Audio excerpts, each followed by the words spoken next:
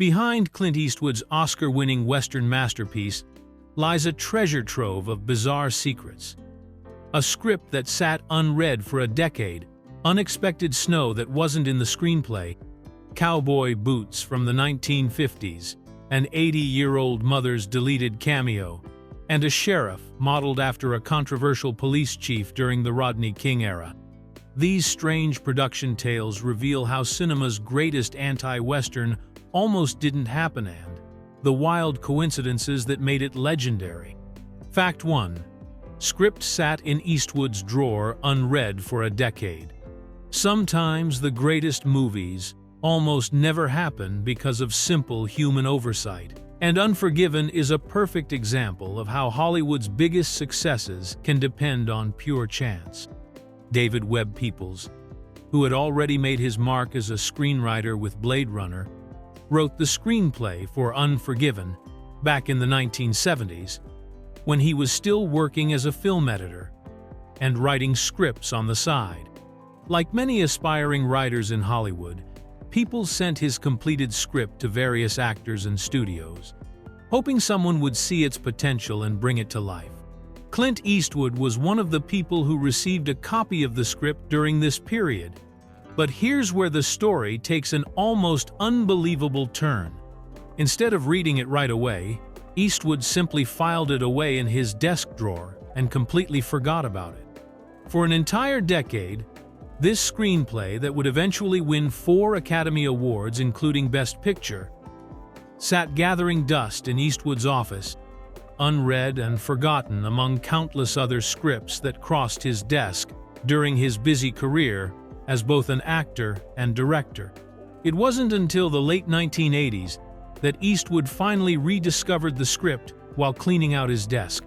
When he actually sat down and read Peoples' work for the first time, he was immediately struck by its quality and potential. The story of an aging gunfighter forced back into violence resonated deeply with Eastwood, who was himself getting older and reflecting on his own career in westerns. He instantly knew he had found something special and began the process of turning it into a film. This decade-long delay actually worked in the movie's favor, because Eastwood later admitted that part of the reason he had held on to the project for so long was that he wanted to wait until he was old enough to convincingly play the lead role of William Money. By the time he made the film in 1991, Eastwood was 61 years old and could bring authentic weariness and gravitas to the character that a younger actor might not have achieved. Fact 2. Originally had shocking alternative titles. Before it became the Academy Award-winning masterpiece we know today, Unforgiven had some truly eyebrow-raising titles that would have made even the most hardened movie executives think twice about greenlighting the project. When David Webb Peoples first wrote the screenplay in the 1970s, he alternately called it The William Money Killings and The Cutwhore Killings, titles that were far more brutal and direct than anything Hollywood was comfortable marketing to mainstream audiences. These original titles reflected the harsh, uncompromising nature of Peoples' script, which was designed to strip away the romantic mythology surrounding the American West and show the ugly reality of violence in frontier towns. The story centers around prostitutes in a Wyoming town who pool their money together to hire gunfighters after one of their own is brutally disfigured by a customer. So the Cutwhore Killings title was actually a fairly accurate description of the plot's central incident. However, these shocking titles likely played a major role in why the script sat around Hollywood for years without anyone showing serious interest in making it into a movie. Studio executives and producers were probably put off by titles that sounded more like exploitation films than serious westerns, and the graphic language would have made it nearly impossible to market the film to general audiences. In an industry where the right title can make or break a movie's commercial prospects, Peoples had essentially created marketing nightmares that scared away potential investors. When Clint Eastwood finally decided to make the film in the early 1990s, one of the few changes he made to Peoples' original script was simplifying the title to just "and moral ambiguity" without the graphic imagery that had made the earlier titles so problematic.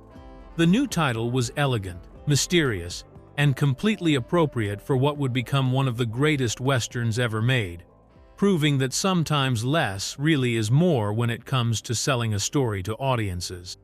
Fact 3. Eastwood wore his 1950s TV boots.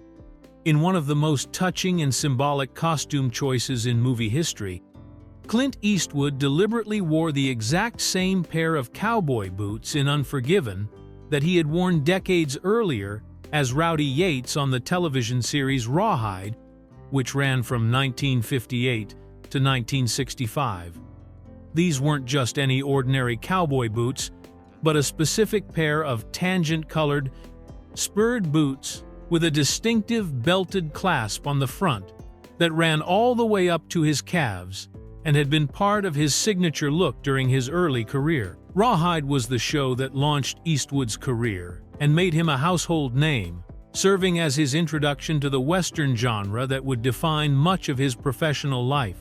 During the show's 8 seasons, Eastwood played a young cowboy driving cattle across the frontier, and those boots became an integral part of his character's authentic Western appearance. The boots were clearly visible in behind-the-scenes photographs from the Rawhide era, showing their unique style and craftsmanship that made them stand out from typical Hollywood costume pieces. When Eastwood decided to make Unforgiven, which he had already announced would be his final traditional Western, he made the deliberate choice to bring those same boots out of storage and wear them again. This wasn't just a practical decision about finding the right footwear for the character of William Money, but rather a deeply personal way of connecting his farewell to the Western genre with the very beginning of his career in that same genre. The boots appear prominently in several scenes throughout Unforgiven, and careful viewers can spot their distinctive design and weathered appearance that speaks to their decades of history. After filming wrapped, Eastwood kept the boots as part of his personal collection, though he did loan them out in 2005 for a special exhibit called Once Upon a Time in Italy. The Westerns of Sergio Leone at the Gene Autry Museum of the American West in Los Angeles. The boots served as a tangible reminder of how Eastwood's Western career had come full circle. From a young television actor to an Oscar-winning director, saying goodbye to the genre that made him famous. Fact 4. His 80-year-old mother's scene was cut in what might be one of the most heartbreaking behind-the-scenes stories in Hollywood history. Clint Eastwood's 80-year-old mother, Ruth Wood, endured a full day of uncomfortable filming for Unforgiven, only to have her scene completely removed from the final movie. Ruth was scheduled to appear as an extra in a scene where she would board a train, which required her to spend an entire day on set wearing a heavy period dress that was typical of 1880s frontier fashion, but certainly not comfortable for an elderly woman to wear for hours. Despite her advanced age, Ruth Wood was a good sport about the whole experience and worked through what must have been a physically demanding day of filming. The heavy dress alone would have been challenging for someone her age to wear in the summer heat of the Canadian filming location, and the requirements of multiple takes and waiting around between shots would have made for an exhausting experience.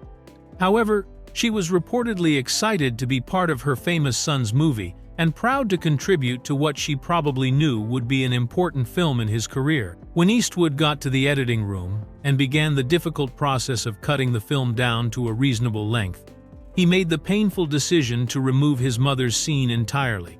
The scene where she boarded the train simply didn't serve the story's pacing and narrative flow, and Eastwood felt that keeping it in would have hurt the overall quality of the movie.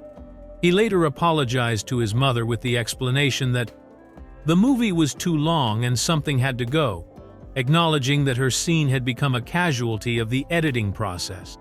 However, Ruth Wood got the last laugh and the recognition she deserved when Unforgiven went on to win 4 Academy Awards, including Best Picture and Best Director. Eastwood brought his mother as his guest to the Academy Awards ceremony, and when he accepted his Oscar for Best Director, he made sure to thank her prominently in his acceptance speech. in front of the entire Hollywood community and millions of television viewers around the world. Fact 5. Unexpected snow changed the movie. One of the most memorable and atmospheric scenes in Unforgiven happened purely by accident when Mother Nature decided to rewrite the script without asking anyone's permission. The haunting sequence where William Money slowly recovers from the brutal beating he receives from Sheriff Little Bill was supposed to be filmed without any snow at all, but unexpected weather created one of the movie's most powerful visual moments that perfectly captured the character's physical and emotional state. The production team had chosen to film near Calgary, Canada, specifically because the region was experiencing an unusually dry period that summer, which meant they could control the weather conditions for most of their outdoor scenes. In fact, almost all of the rain that appears throughout the movie was artificially created by the film crew using water trucks and specialized equipment, allowing them to make it rain exactly when and where they needed it for dramatic effect. This level of weather control was essential for maintaining continuity and ensuring they could film on schedule without waiting for natural weather patterns. However, when it came time to film the recovery scenes where Money is nursed back to health by the prostitutes after his severe beating, an unexpected snowfall began that wasn't in the script or the weather forecast. Rather than shutting down production and waiting for the snow to stop, Eastwood and his cinematographer Jack Green made the brilliant decision to keep the cameras rolling and incorporate this natural element into the scene. The falling snow added an extra layer of isolation and vulnerability to Money's condition, making him appear even more fragile and beaten down as he struggled to regain his strength. This spontaneous decision to embrace the unexpected snowfall turned out to be one of the most visually striking and emotionally resonant moments in the entire film. The contrast between the white snow and Money's dark, battered appearance created a powerful image that enhanced the story's themes of redemption and rebirth. What could have been a production setback instead became a perfect example of how sometimes the best filmmaking happens when directors are flexible enough to let real life improve their fictional stories. Fact 6. Gene Hackman almost refused due to daughters. Gene Hackman nearly passed on what would become his Oscar-winning performance in Unforgiven because his 2 adult daughters had grown tired of watching their father appear in violent movies and asked him to stop taking such roles. By the late 1980s and early 1990s, Hackman had been on something of a streak of action films including The Package, Company Business, and Loose Cannons, and his daughters, who were 26 and 30 years old at the time, had become genuinely concerned about the level of violence in their father's movie choices. According to screenwriter David Webb Peoples, Hackman's family was more important to him than his career at that point in his life, and he took his daughter's concerns seriously enough to initially turn down Eastwood's offer to play the brutal Sheriff Little Bill Daggett. The irony of this situation becomes clear when you consider that Unforgiven is indeed an extremely violent film, featuring beatings, torture, and multiple killings, so on the surface, it would have seemed like exactly the kind of movie his daughters were asking him to avoid. However, Clint Eastwood wasn't willing to let Hackman walk away from the project without a fight because he knew the actor was perfect for the role of the sadistic lawman who uses his badge to justify terrible acts of violence. Eastwood personally called Hackman and explained that while the movie did contain violence, its ultimate message was actually anti-violence and showed the devastating consequences that brutality has on both victims and perpetrators. Eastwood told Hackman, "That's the opposite of the film I want to make. Unforgiven isn't going to be about the heroics of gunslingers. I want to show the inglorious and dark side of the Wild West, the brutality of that time and place. I think we could make something that shows that side of gun violence." After this conversation, Hackman reconsidered the project and even made some notes on the script that Eastwood approved, ultimately deciding that the film's deeper themes about the cost of violence made it worthwhile. This decision proved to be the right one, as Hackman's chilling portrayal of Little Bill earned him the Academy Award for Best Supporting Actor and remains one of the most memorable villain performances in Western film history. Fact 7. Sheriff modeled after Rodney King police chief. Gene Hackman drew inspiration for his terrifying portrayal of Sheriff Little Bill Daggett from one of the most controversial law enforcement figures in recent American history, Los Angeles Police Department Chief Daryl Gates, who was at the center of the Rodney King police brutality scandal that erupted just as Unforgiven was being filmed. Gates had been a 40-year veteran of the LAPD and was widely criticized for what many considered to be a heavy-handed, militarized, and racist approach to policing that came to national attention during the Rodney King incident in March of 1991. The timing of Unforgiven's production couldn't have been more relevant to contemporary events, as the film was shot between August and November of 1991, just months after the Rodney King beating had been captured on videotape and broadcast around the world.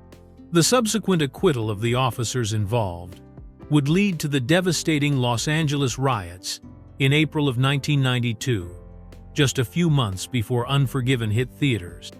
During this period of intense national discussion about police brutality and abuse of power, Hackman found parallels between Gates's controversial leadership style and the character of Sheriff Daggett, who uses his badge to justify acts of violence and intimidation. According to Eastwood biographer Richard Schickel, who was present on the Unforgiven set during filming, Hackman specifically referred to the scene where Sheriff Daggett oversees the brutal torture of Ned Logan, played by Morgan Freeman, as his Rodney King scene. This connection was particularly powerful because it involved a white law enforcement officer abusing a black man, which directly mirrored the racial dynamics of the real-life Rodney King case that was dominating headlines at the time. The parallels between Gates and Little Bill went beyond just their willingness to use excessive force, as both men represented a certain type of authoritarian law enforcement figure who believed that their position gave them the right to operate outside normal moral boundaries. Gates resigned from the LAPD about 6 weeks before Unforgiven was released in theaters and passed away in 2010. But his influence on Hackman's Oscar-winning performance created a chilling portrayal of how power can corrupt even those who are supposed to protect and serve. Fact 8. Richard Harris thought casting call was prank. In one of the most perfectly timed coincidences in Hollywood history, legendary Irish actor Richard Harris was sitting at home watching Clint Eastwood's 1973 Western High Plains Drifter on television when his phone rang with what seemed like an impossible stroke of luck. On the other end of the line was Clint Eastwood himself, personally calling to offer Harris the role of English Bob, the flamboyant British gunfighter in Unforgiven, but Harris was so shocked by the timing that he initially thought someone was playing an elaborate practical joke on him. Harris had been a fan of Eastwood's Western films and was genuinely enjoying watching High Plains Drifter, which features Eastwood as a mysterious stranger who arrives in a frontier town and proceeds to turn the place upside down with his violent brand of justice. The movie was playing on television that evening when Harris received the unexpected phone call, creating a surreal moment where he was simultaneously watching one of Eastwood's most famous roles, while the man himself was offering him a part in what would become another classic Western. The coincidence was so unlikely that Harris couldn't quite believe it was really happening, and his first instinct was to assume that one of his friends or fellow actors was pulling his leg with an elaborate prank call. After all, what were the odds that Clint Eastwood would call at the exact moment Harris was watching one of his movies? The timing seemed too perfect to be real.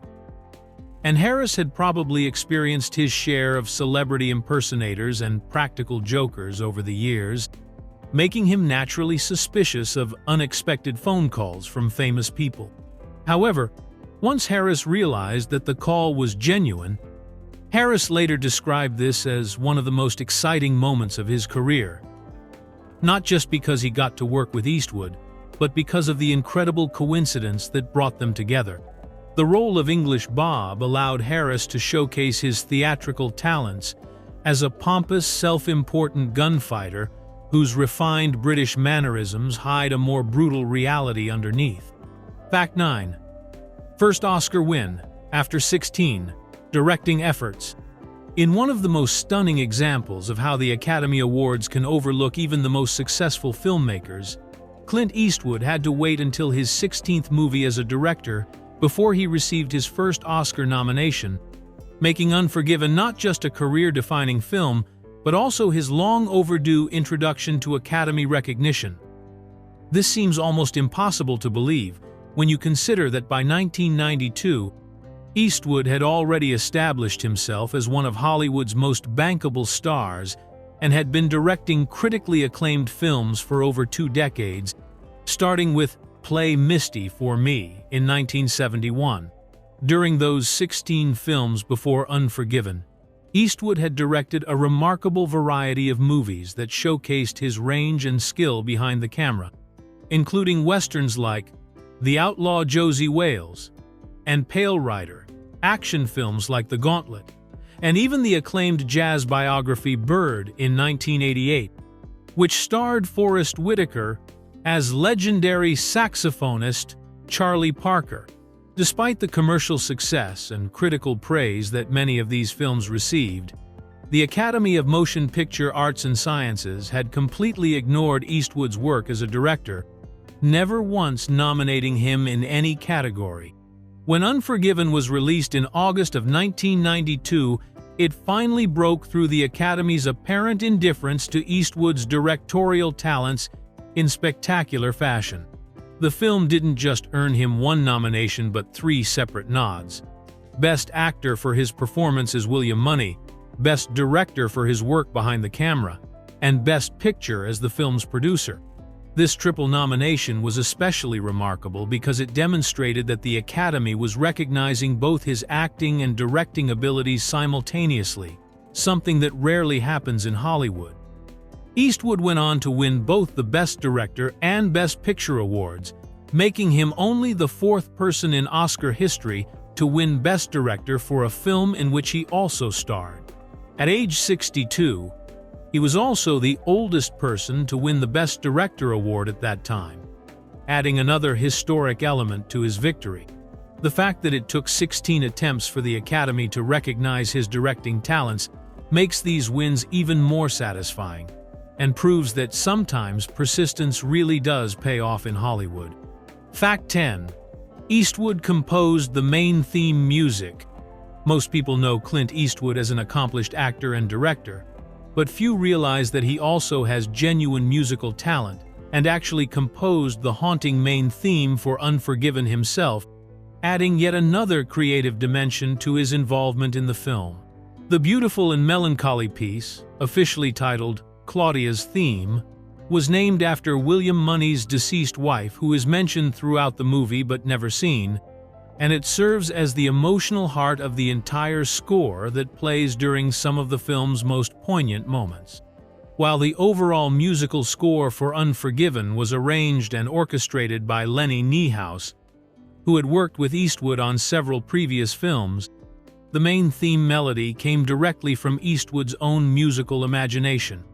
Niehaus, who was a respected jazz musician and composer in his own right, took Eastwood's basic composition and developed it into a full orchestral arrangement that could be woven throughout the film's soundtrack. But the core melody and emotional foundation of the piece was entirely Eastwood's creation. This wasn't actually the first time Eastwood had contributed musically to one of his films, as he had been quietly involved in the musical aspects of his movies for years, but Unforgiven marked one of his most significant and memorable contributions to a film's score.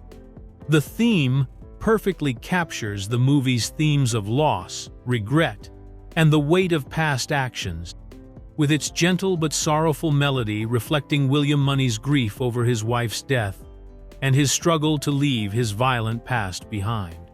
Eastwood's musical partnership with Lenny Niehaus would continue for many years after Unforgiven, with Niehaus serving as composer or orchestrator on 13 different Eastwood films over the course of their collaboration. When Niehaus passed away in May of 2020 at the age of 90, Eastwood paid tribute to him by saying, "Lenny was not an extrovert. He expressed himself through playing, and he could play pretty damn good. He was a humble guy. If you were just talking in general, you'd think he worked at a bank or something. But if you started talking music, he came alive. I'll miss him." Fact 11. Morgan Freeman called Eastwood after Reading script. In a rare reversal of the typical Hollywood casting process, Morgan Freeman actually pursued his role in Unforgiven, rather than being recruited by Clint Eastwood. After learning about the project, through an unexpected conversation with Kevin Costner during the filming of Robin Hood, Prince of Thieves, in 1991. Freeman was working alongside Costner on the medieval adventure film when Costner, who had apparently heard about Eastwood's upcoming Western project through industry connections, mentioned the Unforgiven script to Freeman and suggested that there might be a perfect role in it for him. This casual conversation between the two actors turned out to be one of those pivotal Hollywood moments where careers can change direction based on a simple tip from a colleague. Costner told Freeman that he thought the character of Ned Logan, William Money's old partner and fellow retired gunfighter, would be an ideal fit for Freeman's talents and encouraged him to look into the project. Rather than waiting for his agent to make inquiries or going through the usual channels of Hollywood deal-making, Freeman took the direct approach and contacted Clint Eastwood personally to express his interest in being part of the film. When Freeman called Eastwood and told him that he wanted to be involved in Unforgiven, Eastwood was immediately receptive to the idea because he recognized that Freeman would bring exactly the right combination of dignity, gravitas, and world weariness that the role of Ned Logan required. The character needed to be someone who could believably be William Money's longtime friend and criminal partner, but who had also grown tired of violence and killing, and Freeman's natural screen presence made him perfect for this complex role. This direct approach worked out perfectly for everyone involved, as Freeman's performance as Ned Logan became one of the most memorable aspects of the film, creating a powerful friendship dynamic with Eastwood's character that drives much of the movie's emotional weight. The tragic fate that befalls Ned Logan in the story also serves as the catalyst for William Money's final transformation back into his violent past, making Freeman's casting absolutely crucial to the film's success and proving that sometimes the best casting decisions happen when actors take initiative and pursue roles they genuinely want to play. Fact 12. Canadian Crew Union made special exception. The story of how Unforgiven came to be filmed in Canada is a heartwarming tale about loyalty, friendship, and how sometimes bureaucratic rules can be bent for the right reasons. Clint Eastwood was famous throughout Hollywood for working with the same crew members on movie after movie, creating what he often referred to as his family of technicians, designers, and other behind-the-scenes professionals who had been with him for years or even decades and understood exactly how he liked to work. The problem arose when Eastwood's longtime cinematographer Jack Green was shooting a non-Eastwood project in Canada and happened to be talking with an official from a Canadian filmmaking union. The union representative asked Green whether Clint Eastwood would ever consider making a movie in Canada, and Green's immediate response was that it would never happen because he can't bring his family. Green was referring to the standard international filmmaking practice where directors working in foreign countries are typically required to hire local crew members for all but the most crucial positions, leaving most of their regular team behind. However, the Canadian Union official was so eager to attract a high-profile director like Eastwood to film in their country that they came up with an unprecedented solution to this problem. They offered to waive their normal work rules and hiring requirements for any crew member who could prove they had worked on at least 5 previous Eastwood movies, essentially creating a special exception that would allow Eastwood to bring his entire regular team to Canada if he wanted to. This generous offer turned out to benefit a remarkable number of people, as 50 different crew members were able to prove they had worked on 5 or more Eastwood films over the years, demonstrating just how loyal both Eastwood and his workers were to each other. The arrangement allowed Eastwood to maintain the comfortable working relationships and efficient communication that had made his film sets famous for finishing projects on time and under budget, while also giving the Canadian film industry the prestige and economic benefits of hosting a major Hollywood production, starring and directed by one of the industry's biggest names. Fact 13. Script remained completely unchanged in white pages. Actress Frances Fisher, who played Strawberry Alice in Unforgiven, was amazed when she received her shooting script and discovered something she had never seen before in her entire Hollywood career: a screenplay that was printed entirely on white pages from beginning to end. This might seem like a trivial detail to people outside the film industry, but for professional actors and crew members, it represented something almost unheard of in the normal process of making a major motion picture. In typical Hollywood productions, scripts go through countless revisions during the development and pre-production phases, with each new version printed on different colored paper to help everyone keep track of which draft they're working from. The standard system uses white pages for the original script, then moves through blue, pink, yellow, green, goldenrod, buff, salmon, and cherry pages as revisions are made, creating what industry professionals call a rainbow script by the time filming actually begins. Most actors are accustomed to receiving scripts that look like multicolored patchwork quilts, with some scenes printed on white paper from the original draft, while others appear on various colored pages representing later changes. Fisher told screenwriter David Webb Peoples that this was literally the first time in her career that she had seen a shooting script that remained entirely in white pages, meaning that Clint Eastwood had made virtually no changes to Peoples' original screenplay during the entire development process.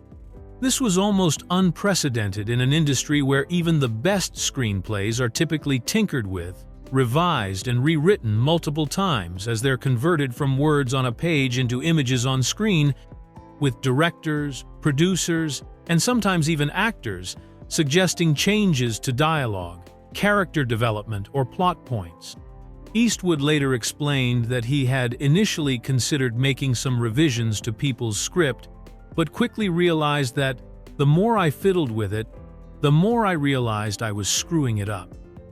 The only significant change he made was removing the original opening voiceover narration and replacing it with the simple text that appears at the beginning of the movie, proving that sometimes the best thing a director can do with a great screenplay is simply leave it alone and trust the writer's original vision. Fact 14.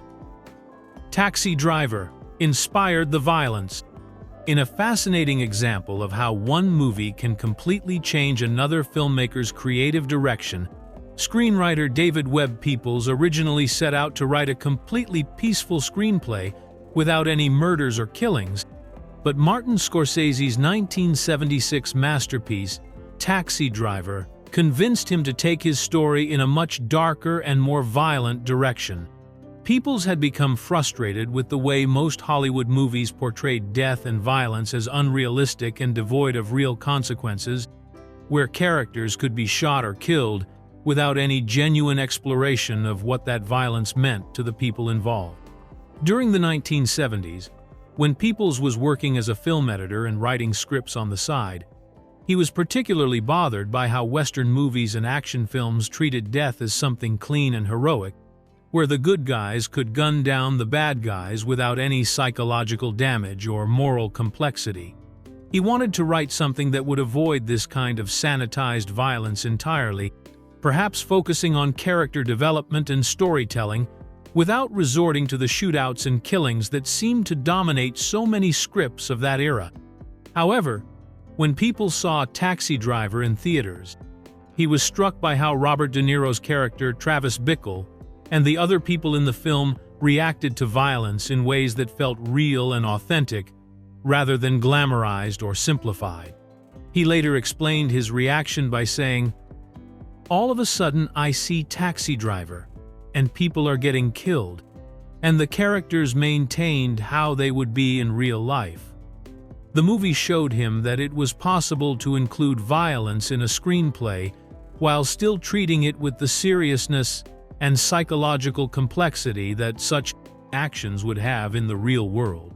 This revelation from watching Taxi Driver directly influenced people's decision to include the brutal killings and violent confrontations that drive the plot of Unforgiven, but he made sure to show the realistic aftermath and emotional toll of these actions on everyone involved.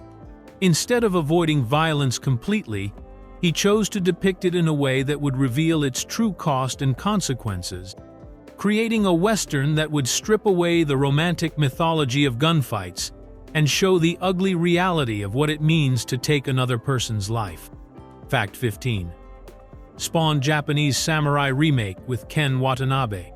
In a remarkable example of cultural exchange and artistic influence coming full circle, Unforgiven was remade in 2013 as a Japanese samurai epic starring Ken Watanabe, representing a fascinating reversal of the traditional pattern where samurai films are adapted into American westerns.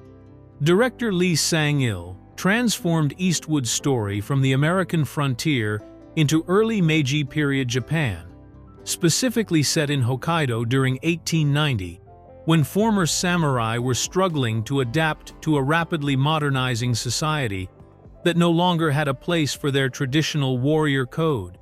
The Japanese remake, which kept the same title as the original but was known as Yuru Sare Zaru Mono in Japanese, followed the basic plot structure of Eastwood's film quite closely, while adapting the cultural elements to fit its new historical setting.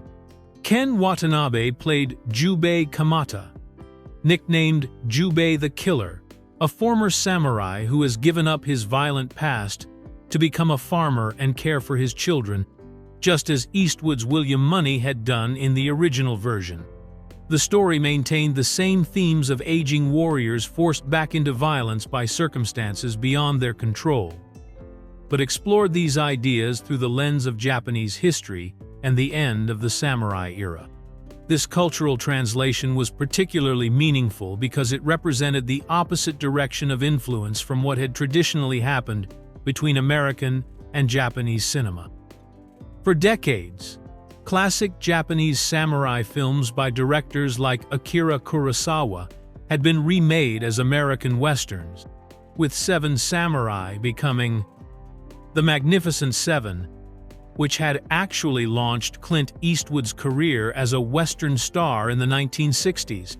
The Japanese Unforgiven premiered at the Venice International Film Festival and reportedly earned the approval of Clint Eastwood himself, who understood the artistic value of seeing his story reinterpreted through a different cultural perspective. The remake added elements specific to Japanese history, including the treatment of the Ainu people, who were the indigenous inhabitants of Hokkaido, creating parallels to how Native Americans were portrayed in traditional westerns. This cross-cultural adaptation demonstrated how universal themes of violence, redemption, and moral ambiguity can transcend national boundaries and find new meaning in different historical contexts.